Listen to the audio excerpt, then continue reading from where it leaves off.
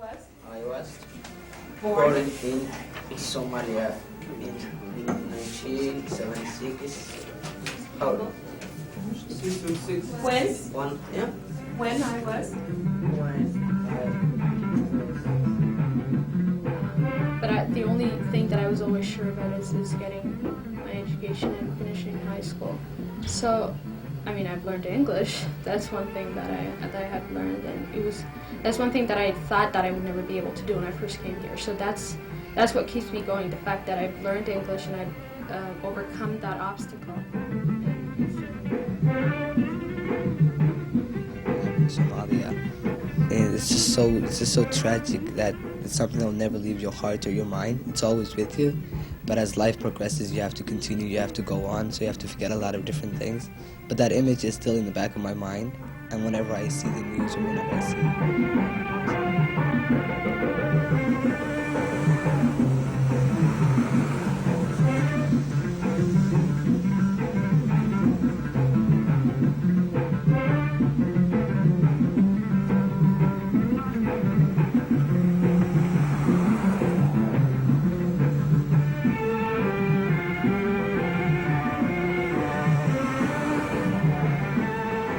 this girl, I was in a meeting and this girl came up to me and said, why don't all you Somalians go back to Somalia? Or why don't you consider the fact that you're Canadians? Why don't you come out and say I'm a Canadian?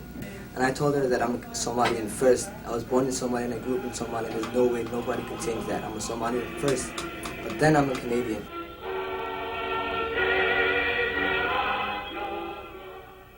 My name is Mohamed. I'm 17 years old. I lived in Canada for 3 years and I'm originally from Somalia. Although I lived in Ottawa for 3 years now, there are some Somalians that lived here longer. There are 10 to 12,000 Somalis living in Ottawa, and there's a lot of Somalians in my school. Certainly the complexion of Ridgemont's changed a lot in the last 5 years or so, and I think we have something in the neighborhood of 60 to 80 Somalian students here, that's all that really can be said, because it's part of an incredible turnover at this school, which was originally a very white bread school. Then suddenly, of course, we have, I guess in the past 3 years, had such an influx, and Somalia has become such a big, I guess, the homeland for so many of our students, that it's been quite a change within our school system. According to our multicultural liaison officer, at the moment we have some 75 or 80 Somalian students. There are 75 to 80 Somali students in our school out of 1,100. That might not seem a very large amount, but compared to the 52 nationalities represented in our school, that is a very large amount. Most of the Somali students here came at the height of the Civil War, which was during the period of 90 to 92. Although we're not the only group of people that came out of a country that had a civil war, I could only speak from my own experience.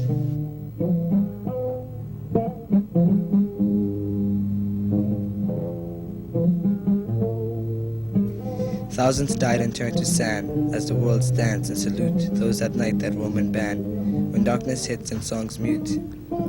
Children waking up without hope in the morning, looking at soldiers fixing their gears, seeing it as a sign or maybe a warning, when the sound of crying accumulates for all to hear.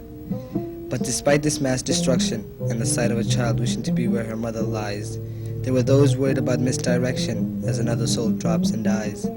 Looking through my window at the skies, tears came flowing from my eyes, and thoughts came back showing that to some, death is the answer to living.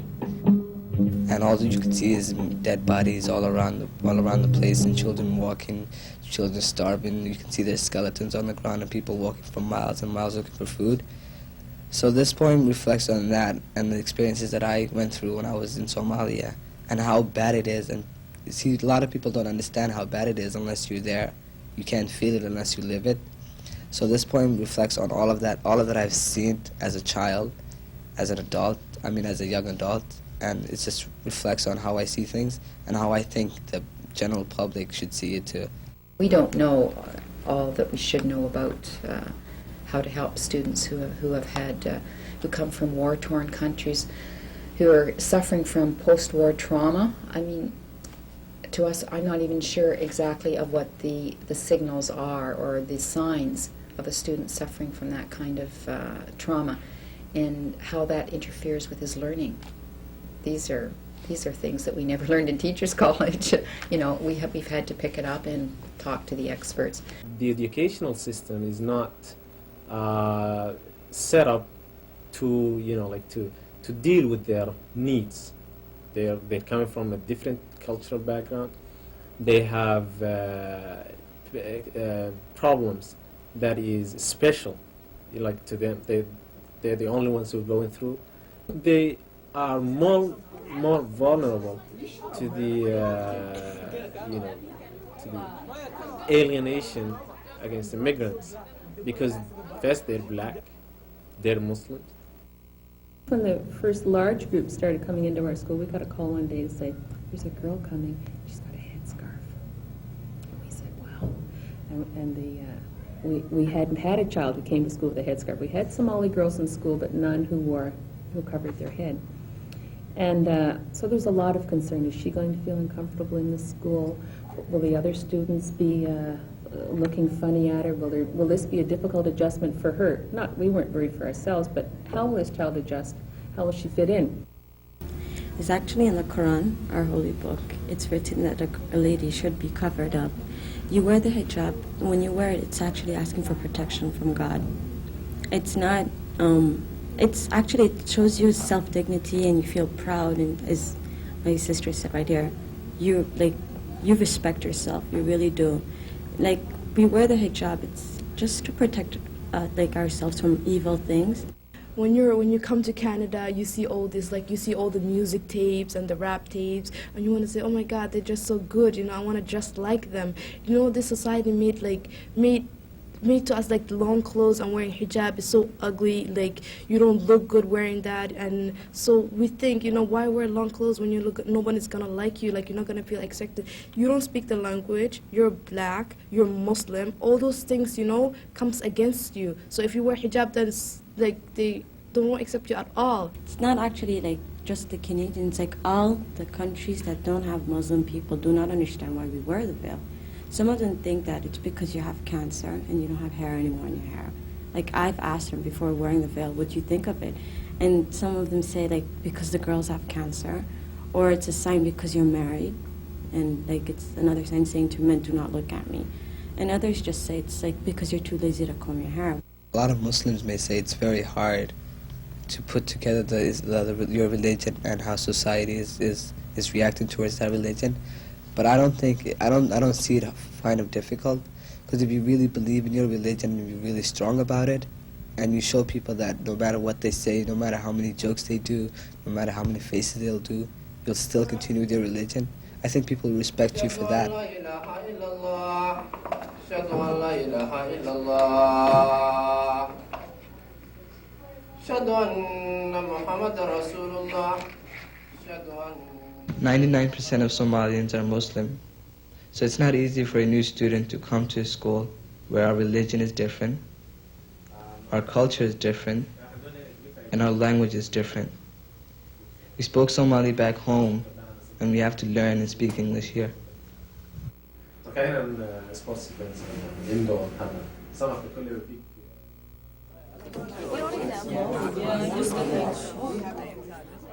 A lot of Somalis, when they come from Somalia and come to a different land, whatever, different culture, different background, they always face problems, and the only way that you could overcome that problem is by learning the language. I kind of feel uncomfortable, sort of. But I think this is a chance. Yeah, well. Go right at the end of there. And right through Studio A doors. Which way? Right through Studio A doors. Okay. You don't want to put it Oh, hi. Come over here, please. Tonight, direct from Ottawa, we present The Debate with your host, Steve Bacon. We have invited 8 players to our studios today, people who represent various stakeholders, they call themselves, in the education system. They are going to tackle 6 of the most pressing questions in education in Ontario today, and let me introduce them to you now. First, our students. llwad Jama is an OAC student at J.S. Woodsworth in Ottawa. She's a volunteer peer counselor and mediator. She sits on the student council. Not bad for someone who came here from Somalia 3 years ago, speaking virtually no English. My name's llwad Jama, and I've been in Canada for 3 years now. I'm 19 years old, and I'm from Somalia. I'm involved in the student council because they have asked for us ESL rep, a representative in the student council. And for the multicultural club, we just basically promote multiculturalism in the school. The showcase is going to be next. You got to get the approval from the system. I'm getting the approval from Whiting. I think it's better if we do the artifacts and the information in one. If I put this in the middle, where will you put the facts? When I first came, we had to take a test to see the level of our ability in English, but that was it. I was in ESL for a whole year and then for a semester after that. What happens? How does the story start to change? What happens? Well, the ESL program that we have here consists of 2 types of courses, language courses and content courses. And the content courses are courses such as history courses, where the content is the same as the regular history, taught to ESL students. When we did get quite a few students from war-torn countries, we've had to develop and implement an ESD program, English Skills Development. And that was a program that focused on literacy, basic literacy skills and basic numeracy skills. I was in Tanzania before I came to Canada. The ESL system helped me to feel comfortable first in the school and in the classes. In that sense, ESL programs are excellent for students, but it has to stop somewhere. The ESL program is excellent for some people, but it is not for others. It just wastes their time. It wasted my time. It wasted a lot of other students' time. It was ridiculous to the point I was getting 100% in courses, so I was like, there must be something wrong, because you don't get 100% in every course. And a lot of my other friends were feeling that way. This is too easy for us, but why are we being encouraged to stay in these courses, though? And the question, the only answer that we could come up is they don't know our abilities. The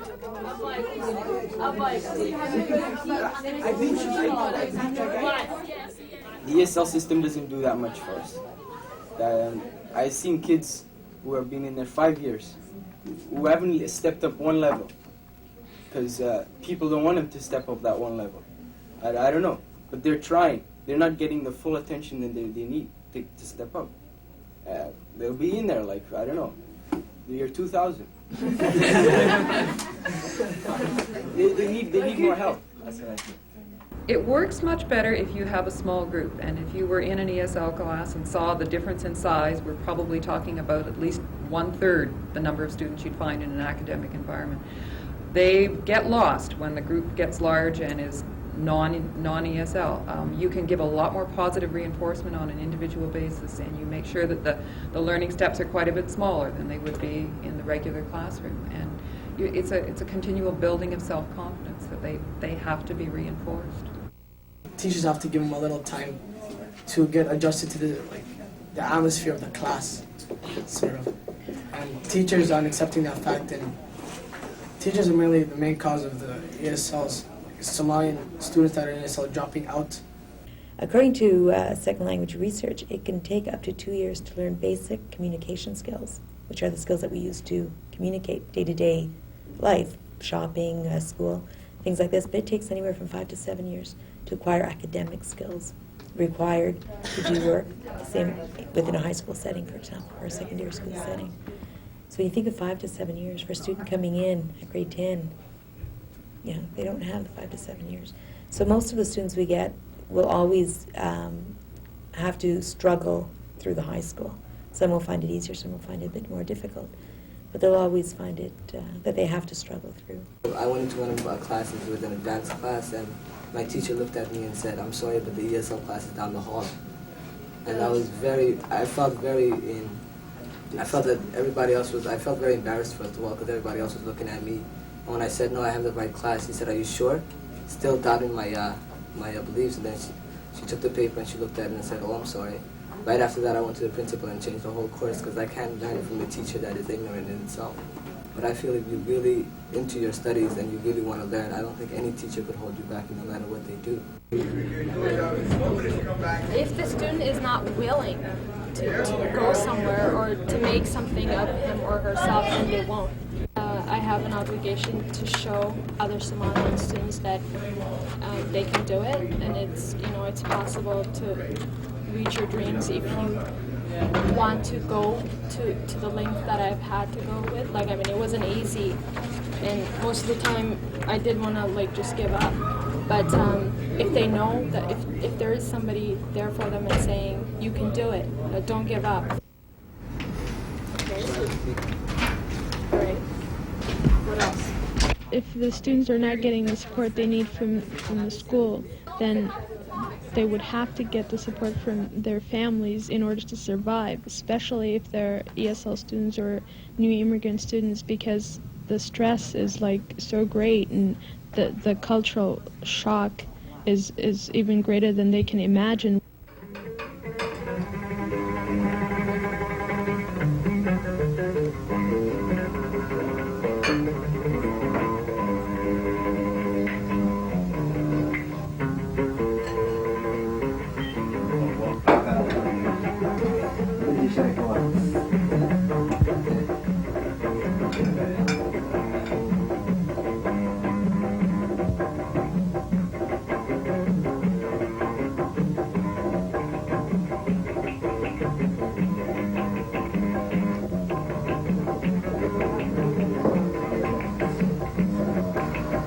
This is my mother, and that's my cousin. This is back home in Somalia. This is a photo studio back home.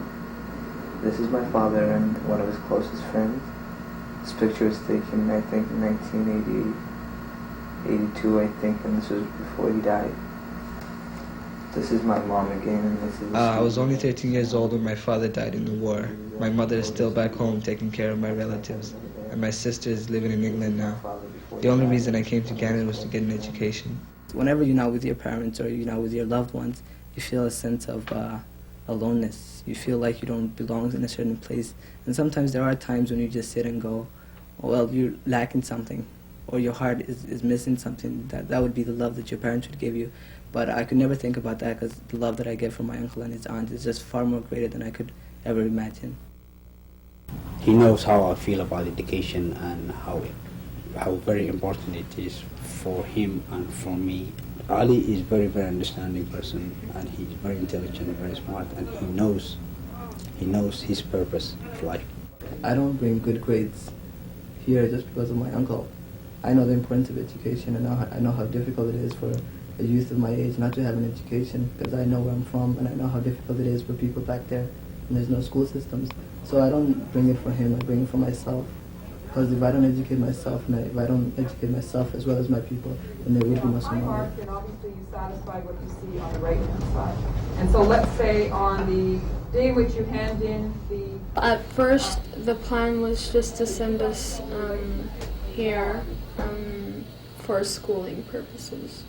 But when we did come here, we sort of got, everything just fell apart in Somalia, and there was nothing to go back to, so we had to start here.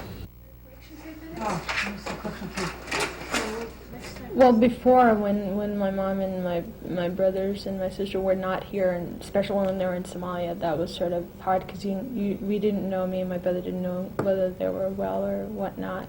So it was difficult at that point. But when we knew that they were in Egypt or they were okay, or in Kenya or whatever, that was better, and we sort of could feel that some of the stress or the tension was going down because it was combined with the school problems and with all that. But my aunt's family was there to help us along.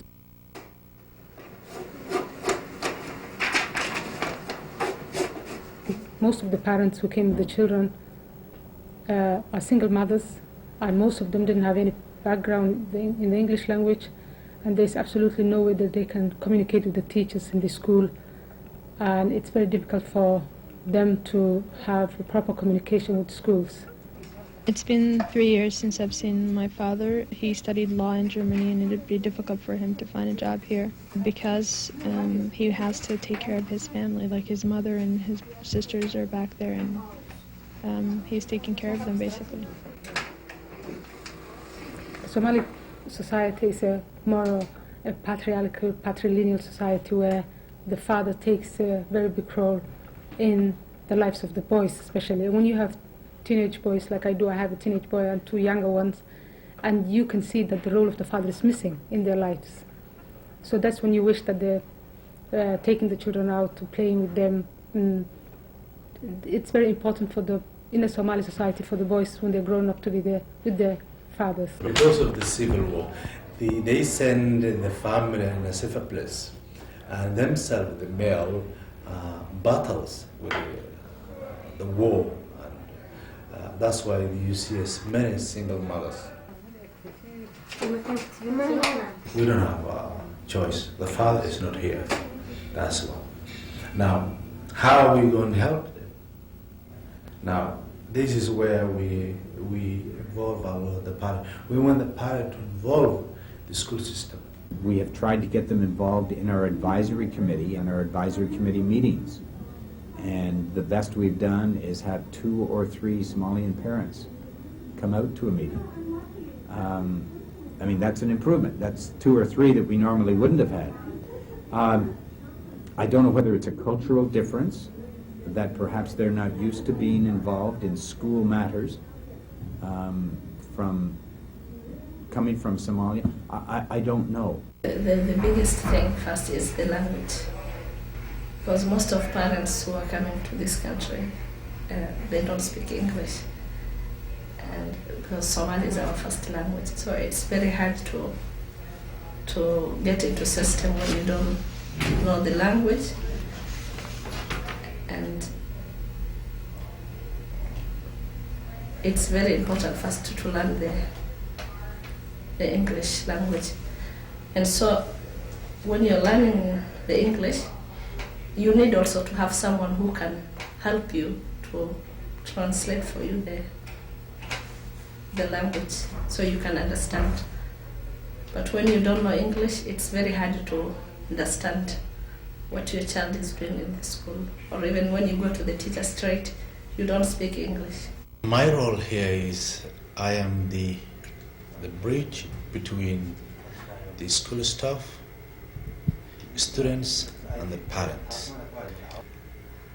Coming to a new country and adjusting to a new social life is difficult. For instance, they come with their own inspiration and backgrounds. Here is a different way of life. My parents, they're from they have the traditions and the beliefs of the old world. And, they like, you know, when I was back home, you know, there was no problem, you know. I was Somalian, and there was no, like, you know, outside interference. But, like, here, you know, for me to adjust, I have to blend in because, you know, like, I have beliefs, and, you know, they're, like, here, they're different. Parents take a very big role in the development of the children. That's also in Western cultures the same. And the parent can and must have a positive influence of on the children. Many cultures. Teachers don't know anything about us and our culture. Maybe they should have like a course, a Somalian introduction course or something. Not only Somalian, but there are other cultures that they lack, like, you know, education, but they should learn some of ours and how we live and the way we think. They should sort of consider the needs of how to sort of promote multiculturalism. It has to be in the curriculum. You can't just have, oh, I'm going to take a couple of teachers and teach them a course about cultural sensitivity. That's not going to help. It has to be in the set criteria in the textbooks so that they know there is a great history about Native Indians or about Asians or about Africa. I think there should be more in-service training for teachers and administrators in giving them a better insight into Somalia, the Somalian people, culture, similarities, differences, etc. I think we're going to see a lot more people, because of the immigration policies in Canada, we have a lot more people from different countries, and I think a lot of them that are coming in are qualified teachers in their own countries. So as these people become qualified and get into the educational system, I think it's going to be really valuable, because sometimes when you are perceived as handling a situation incorrectly by the students, you can go to them for assistance. We can always say an improvement would be to have more staff, no doubt about it, because the more staff you have, then the smaller the groups you can deal with and give people more individual attention. So yes, I guess that would be an improvement, but we all know during this period of downsizing, that's not a possibility. It's because this board alone has to cut some $20 million from its current expenditures, and I don't know who is going to be sacrificed in that budget cut process. We don't know yet. The deliberations are going on. However, at this time, we receive additional staffing for every approximately 22 students in an ESL program. We get a full additional teacher. That help is absolutely critical in the success of our program. People who graduated from our teachers' colleges 20 years ago are somehow being asked to deal with you and all of what you represent. Can they? Well, I think that if they are teachers, that's what I expect of them personally, that they sort of help me through this and through the transition from the ESL programs which I was in to the advanced classes. Now, sometimes people write sentences like, he went to the store, he got a drink. I don't know that we can ever compensate for what they don't have, what they've left, the trauma that they've been through. We talk about it in class, and we write about it, they write about it, and you know, I don't think we can ever in any way diminish what they've been through. I think perhaps we can give them the courage to go forward and the tools that they need to go forward. The only thing that I was always sure about is getting my education and finishing high school. So, I mean, I've learned English. That's one thing that I have learned, and that's one thing that I thought that I would never be able to do when I first came here. So that's what keeps me going, the fact that I've learned English and I've overcome that obstacle.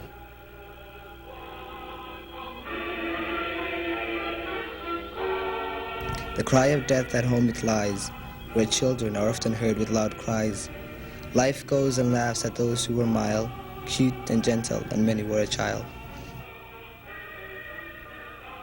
Ever since the war started, and I've seen so many problems, and I've faced so many hurts and so many sufferings, and now I know that the only way to survive in this world is to be educated, and with that education to help your people and yourself.